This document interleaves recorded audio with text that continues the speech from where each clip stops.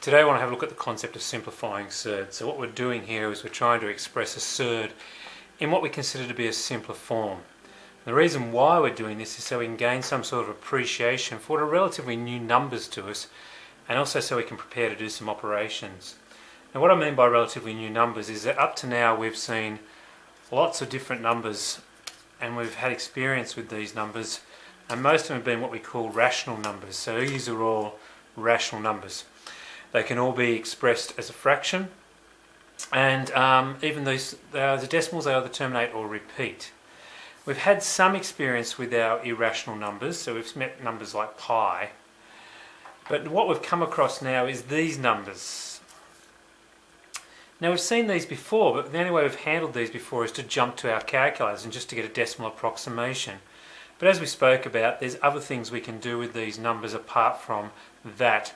And one reason why is, of course, that idea of a level of accuracy. And so we want to start to look at some of these surds and see if we can simplify them. Now before we do that, we need to go back to the concept of factorising. And I mean factorising numbers. So when we factorise a number, what we do is we take the number and we find one factor and we multiply by another factor. And that's how we factorise a number. So for example, if I want to factorise 6, so factorise 6, I'd take one factor is 3, I'd multiply by 2, and that's how I factorise 6.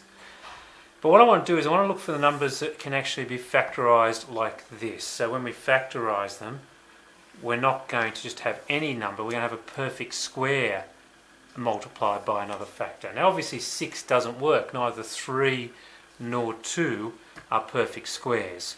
So I'm going to look for other numbers. So I'm going to take something like, for instance, I'll take the number 32. Now I can see that there's a perfect square that goes into 32. And when I'm talking about perfect squares, I'm talking about these numbers here. 1, 4, 9, 16, etc. These are all the numbers I can take the square root of. Square root of 4 is 2, square root of 9 is 3, square root of 16 is 4, and so on. And so what I want to do is I want to look for a perfect square that goes into 32, but not just any perfect square. I want to look for the largest perfect square that goes into 32. So 4 goes into 32, 4/8, but a larger one is 16, and I want to always be looking for that largest perfect square. So 32 is 16 times 2. And so to start with, I just want to get used to factorising numbers, so 63, by making sure that one of my factors is a perfect square. So coming to this list and saying 63, which of these numbers goes into 63? I'm going to work backwards from half of 63 until I get the largest one, 9 times 7. 48, same idea, work backwards from half of 48, I see it's 16 times 3. Take a larger one, take 363, 180 is halfway, go back, checking every time. 363 is 121 times 3. So every time I'm getting a perfect square times by another factor. Now if you notice, my perfect squares fit in this list. My other factors, 2733, 273, are fitting into my surds list. So that's just factorising, and now we're going to look at how you apply that to actually simplifying a surd. We've seen how we can factorise numbers and make sure we end up with a perfect square in there. What I'm looking for now is how to simplify a surd. So I need one rule, and the rule I'm going to use is this. The square root of a times b is equal to the square root of a times the square root of b. So it's a pretty simple rule, and it's one that we can use to apply to simplify our surds. So going back, this is the other thing we need to use, that to factorise I'm looking for a perfect square multiplied by another factor. So if I say to simplify the square root of 48, then when I look at 48 I have to think, well, I've got to factorise it, I've got to get it as a perfect square times a factor.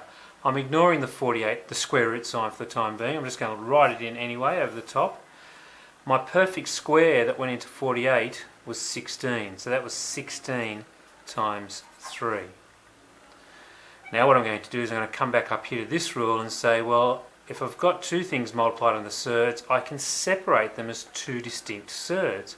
So I can write it as the square root of 16 times the square root of 3. And seeing what I have here, square root of 16, I know it's 4. So I have 4 times the square root of 3. You notice what happens? Like in algebra, I drop the times sign, so I get 4 root 3. So when I'm factorising, I'm looking for that perfect square times another factor. So I'll do another one. So to simplify the square root of 162, I'm going to be the square root of two numbers. I'm going to factorise it that are multiplied together. My first number must come from this list up here. I'm going to start with half of 162. That's 81. Perfect. It's a perfect square. 81 times 2. My surd rule says I can split that up as the square root of 81 times the square root of 2. And finally I can see the square root of 81 is 9 root 2.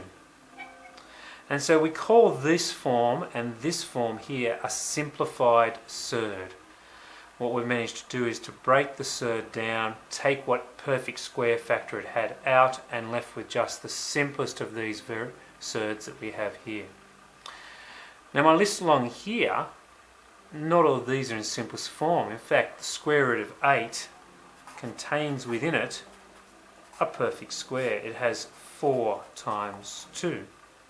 Since I'm running out of paper, I'll just go across. My surd rule says I can break that up. Square root of 4 times the square root of 2. And the square root of 4 I know. I end up with 2 root 2.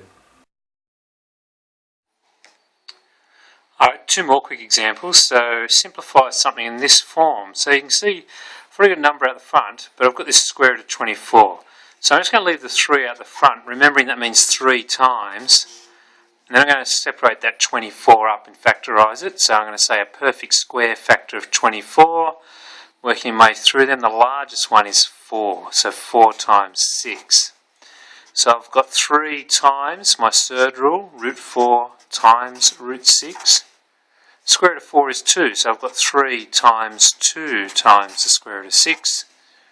And then I can actually just 3 2s is 6. Drop the times sign, root 6. So that's how you deal with numbers that are already partially simplified. The last one, to write as an entire surd, 7 root 3, means to work backwards, to go back from where we are and to have it as one large surd. And so that means I have to think 7. I have to think 7 is the square root of what number? And so 7 is the square root of 49. So this was originally the square root of 49 times 3, putting it back, reversing that rule. And then 49 times 3 is 147. So I've just reversed the process, going this way rather than the way I've been going up to now. Alright, just stay tuned for proof homework.